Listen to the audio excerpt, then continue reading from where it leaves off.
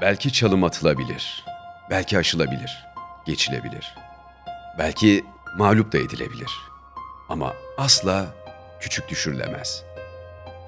Çünkü sertlik, pes etmemek, başını önüne eğmemek, Sergio Ramos'un kanında var.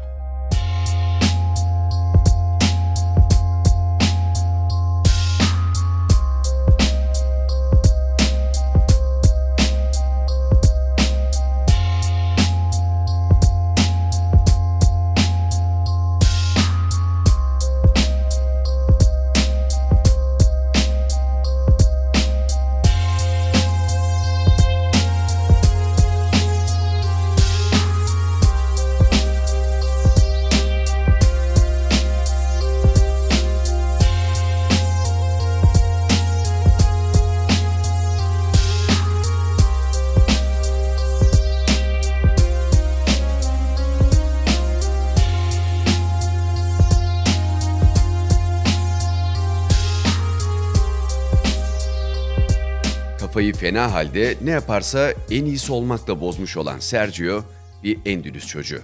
Sevilla'da Pei Kulesi manzarasındaki Camas mahallesinde belediye çalışanı babası, ev hanımı annesi ve kardeşleriyle büyüdü.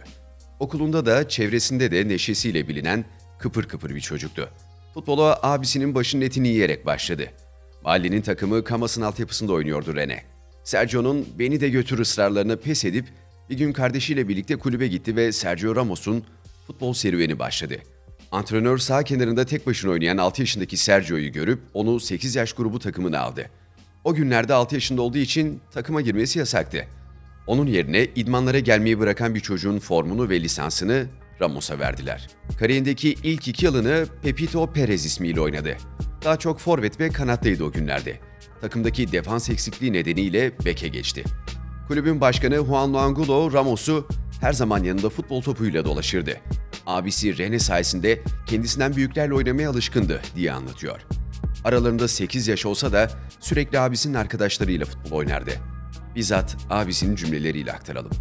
Ramos'un paldır küldür tekme tokat oyunundan dolayı bazen kavga ederler.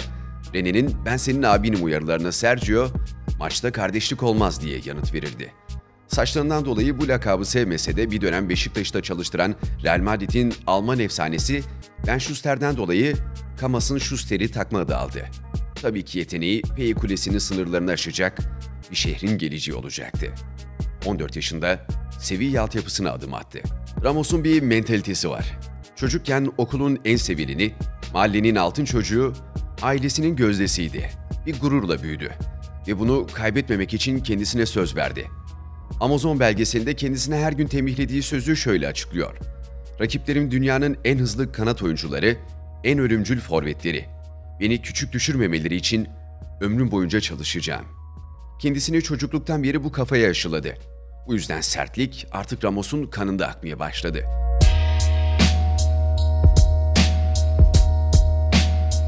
Sevilla takıma sertliğiyle çıktı. Teknik direktör Joaquín Caparrós, Ramos'u 2004-2005 sezon başında 17 yaşındayken A takıma aldı. Antrenmanda burnu kırıldı Ramos'un, 17 yaşındaydı. Burnundan kanlar akıyordu. Sağlık ekibi sağ kenarını almak istedi. Oysa bandajlı burnuyla idmana devam edeceğim dedi. Hatta o günden sonra kafa vuruşlarında çok daha cesur ve ısrarcı bir oyuncuya dönüştü. Çünkü kafa topu herhangi bir şeyden, rakipten, tekmeden, kandan, kemik sesinden korkmadan çıkılınca daha etkilidir. Ramos da daha 17'sinde hepsiyle yüzleşmiş ve kendi deyimiyle bu acı hoşuna gitmişti. Teknik direktör Caparrós da antrenman forması kanları içindeki Ramos'a devam etmesi için izin verdi. Sahaya verdiği ruhu Deportivo deplasmanında ödüllendirdi. Valerón Tristan gibi yıldızlara karşı 64. dakikada Paco Gallardo yerine 17 yaşındaki Sergio Ramos oyuna girdi. O sezon sağ bek olarak 7 maçta oynadı. Diğer yıl direkt ilk 11'in ana parçası oldu. Çoğunluğu sağ bek, ara sıra stoperde 42 maça çıkıp 3 gol attı.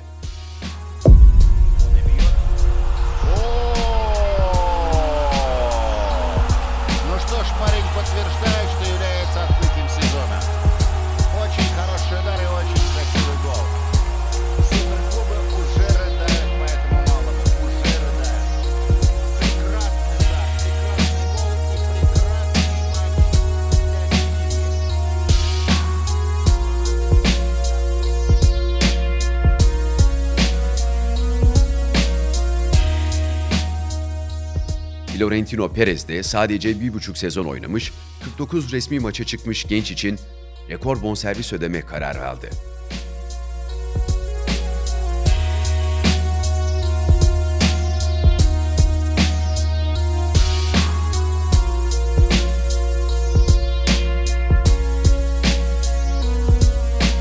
Una experiencia que no conocía y que para mí ha sido un tremendo orgullo, ¿no? Que Alfredo pues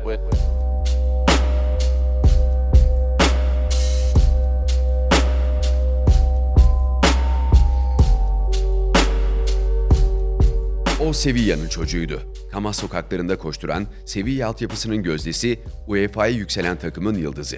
Bu yüzden serbest kalma bedeli 27 milyon euro ödense bile taraftarlar arasında bir grup onu şehre ihanet etmekle suçladı. Madrid'e imza attığında mikrofonlara, kameralara, flaşlara henüz hazır değildi. Sakalları tam çıkmamış, uzun sarı saçları olan, saha içinde aslana dönüşse de günlük hayatta özgüvensiz bir gençti. Mikrofon boyunu ayarlamaktansa transfer konuşmasını eğilerek yapacak kadar çekingen bir karaktere sahipti. Ama o 2000'de temeller atılan ilk Los Galacticos döneminin tek İspanyol imzası, hatta 6 yıllık 1. Florentino Perez döneminin tek İspanyol transferi olacak kadar büyük bir yetenekti. Ramos kulüp efsanesi Fernando Hierro'nun 4 numarasını aldı. İlk yılı dağılmakta olan bir yıldızlar topluluğuna denk gelmişti.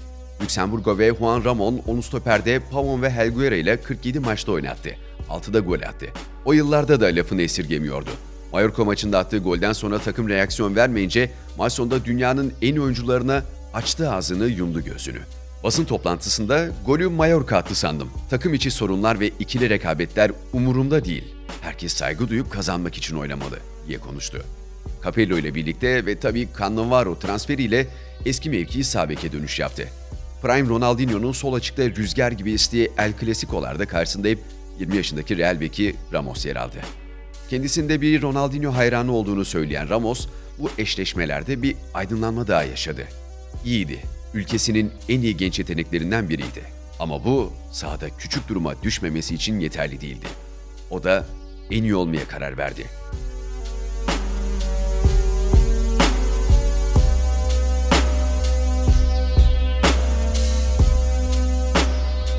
Yaşam tarzını rakip hücumcuların yaklaşmaktan çekineceği bir savunmacı olmaya adadı. Bu işi bir saplantıya çevirdi. Ramos'un kendi anlattığı izin günü rutinine bakalım. Fizyoterapi, su çalışmalarıyla hidroterapi, sıcak soğuk tedavisi, olmazsa olmazı fitness, basınç odası uygulaması. Ramos bu izin günü rutinlerine bazı günler 8 saatini ayırıyor. Ve bunu yıllardır yapıyor. Sergio mental dönüşümü yeni kurgulanan Marcelo, Cannavaro, Pepe, Ramos'lu kemikleşen defans hattıyla 2007-2008 sezonunda sınıfını elitler seviyesine yükseltti. Hem FIFA hem UEFA yılın takımına seçildi. Bir yıl boyunca çocukken lakabını aldığı Ben Schuster tedrisatında forma giydi. Albiol ve Garaylı başarısız stoper dönemlerinden sonra 2010'da yolunun kesiştiği Mourinho ile kemikleşecek mevkiine, Pepe ile duvar öreceği stoperi adını kazıdı.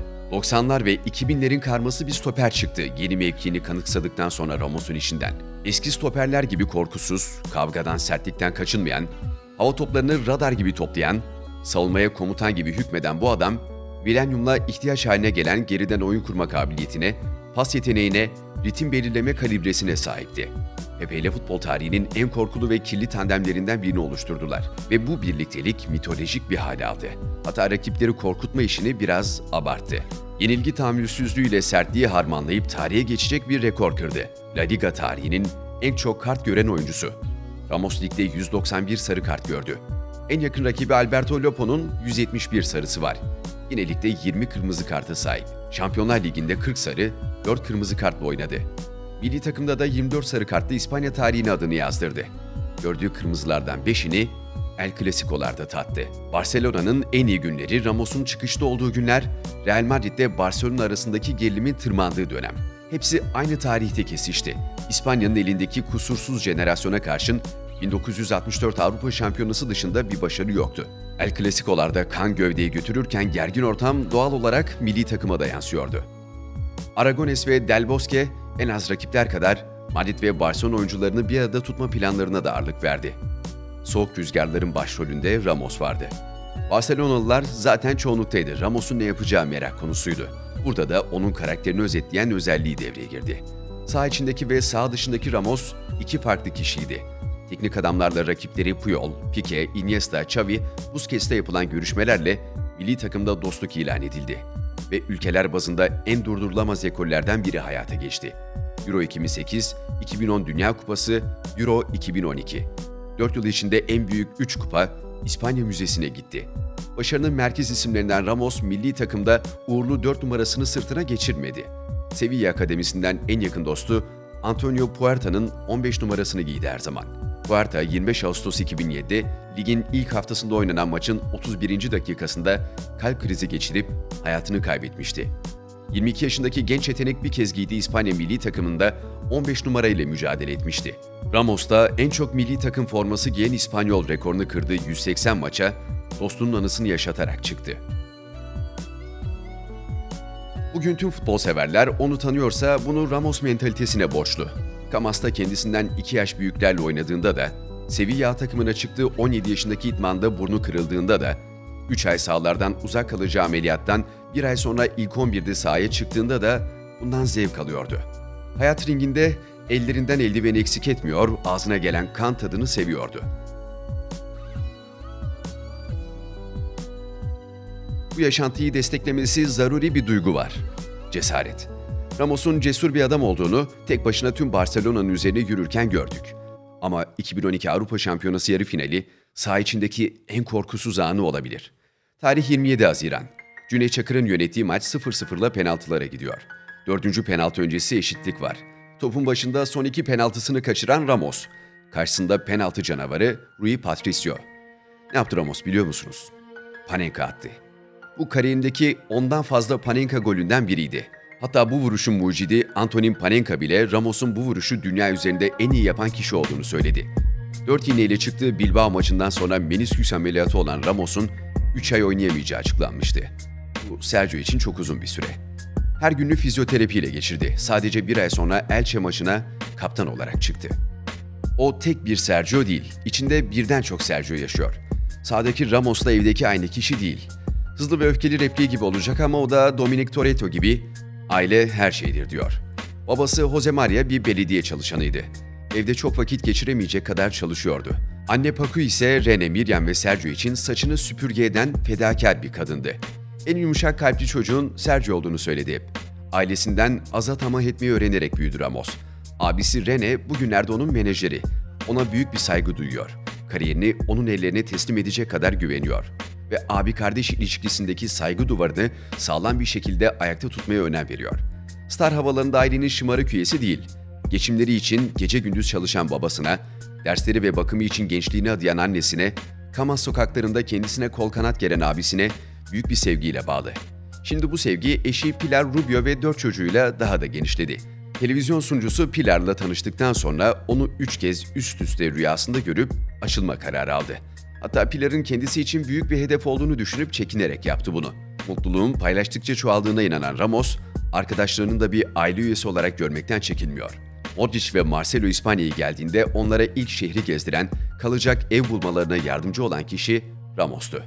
Sadece kolunda bant takılı bir adam olmadı. O sahiplenici yaşantısıyla Madrid için doğuştan bir kaptandı.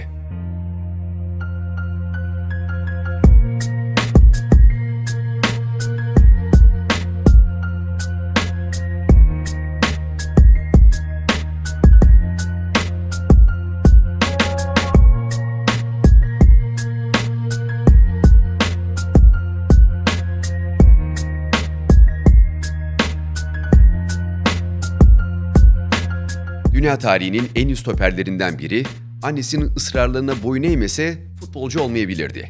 Çünkü Kamaslı çocuk boğa güreşçisi olmak istiyordu. Futbolla birlikte iki tutkusundan biriydi bu. Hatta bu işi yapmaya daha meyilliydi. İşler ciddiye binince annesinin bunu asla istemediği yönünde yaptığı konuşma onun fikrini değiştirdi ve kendisini tamamen futbola verdi. İçindeki sevgiyi kupa seremonilerine matador gibi katılarak gösterdi. Kafasını boşaltmak için her insanın bir huzur alanı vardır. Ramos için bu yer at çiftliği. Çocukluğundan beri atları seven Ramos 15 yaşında iyi bir at binicisi de oldu.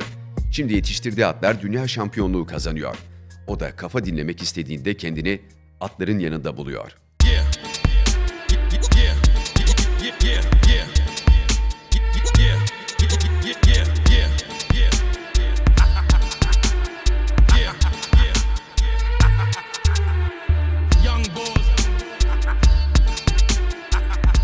Real Madrid'in Şampiyonlar Ligi ve La Liga'da kurduğu hanedanlığın temel taşı oldu Ramos.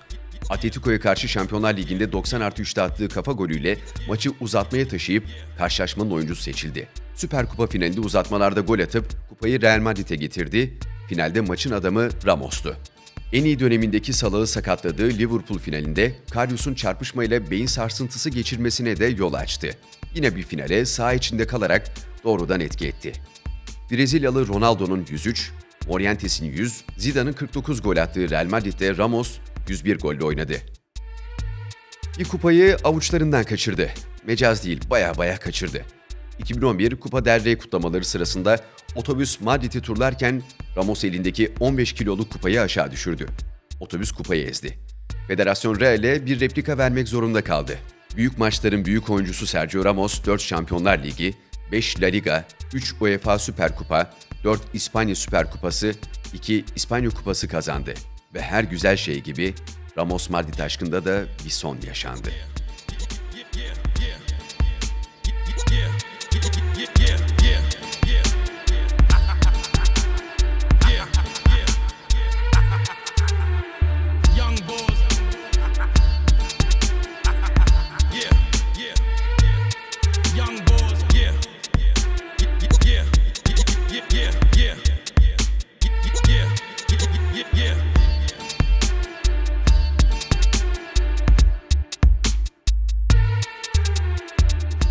Ramos en çok 2015'te Manchester United'ın teklifiyle vedanın eşiğine gelmişti. Transfer gerçekleşmedi, zaten Ramos da gitmeye çok niyetli değildi.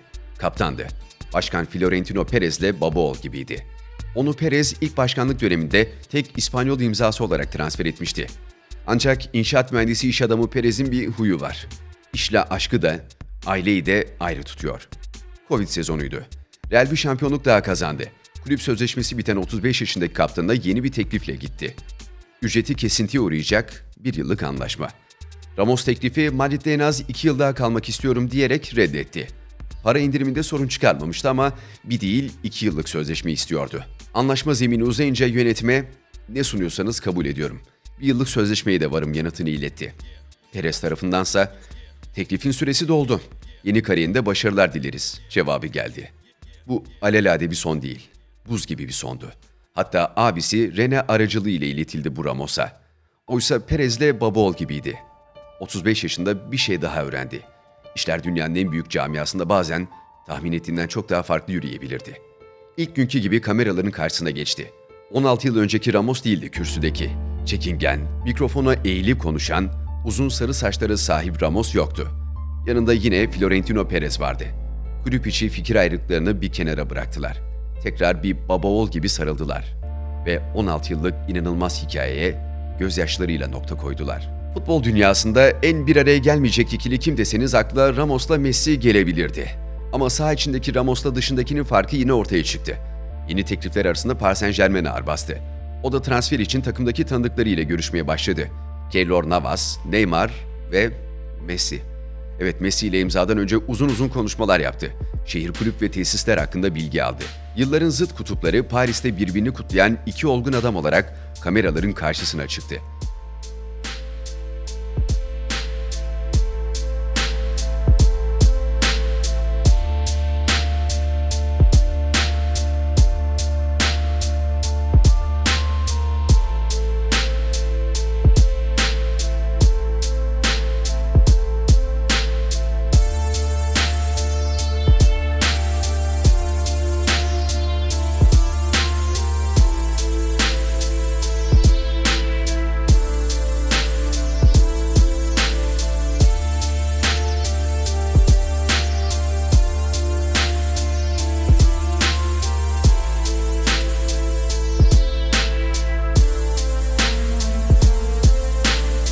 Kariyer planlaması ve gelir olarak iyi bir duraktı Paris. İlk yılında baldır sakatlığıyla 13 maçta oynayabildi.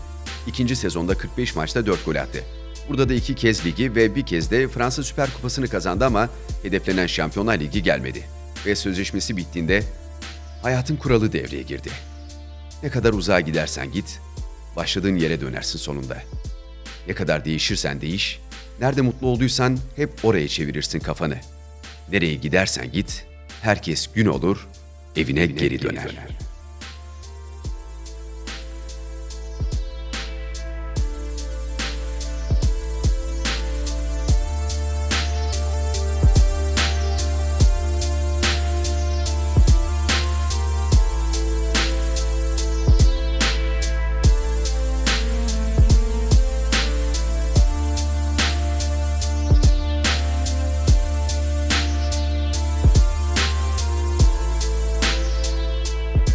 Ramos 4 Eylül 2023'te 18 yıl sonra çocukluk kulübü Sevilla'ya sezon sonuna kadar sözleşme imzalayarak geri döndü. Bu kez zor durumdaki takımın lige tutunmasına yardım etmek, gençlere mentörlük yapmak gibi misyonlarla. 37 maçta 7 gol atarak Sevilla'nın alt sıralardan kurtulup ligi 13. bitirmesini sağladı. Vedasında kendisine tepki gösteren taraftarların da gönlünü aldı. Şehrine, çocukluğuna vefa borcunu ödeyip Sevilla'dan bir efsane olarak ayrıldı. Sergio Ramos artık 38 yaşında. Kulüpsüz ama futbola hala veda etmedi. Hatta sezon başında adı Galatasaray ve Beşiktaş'ta da sıkça anıldı. Sadece ona bu tanımı yapan Ancelotti'nin, Chiellini'nin, Real Madrid taraftarının değil, birçok kişinin gözünde futbol tarihinin gelmiş geçmiş en iyi savunmacısı. Sergio Ramos, El Clasico'nun en çok maça çıkan ismi. Sergio Ramos, İspanya milli takımının formasını en çok sırtına geçiren kişi. Sergio Ramos, adanmanın, savaşmanın, vazgeçmemenin, ete kemiğe bürünmüş hali. Decían al principio que sería imposible conseguir de nuevo. Decían que era imposible, ¿no? Volver a ganar. Pues este año estamos aquí otra vez, carajo. Estamos aquí otra vez.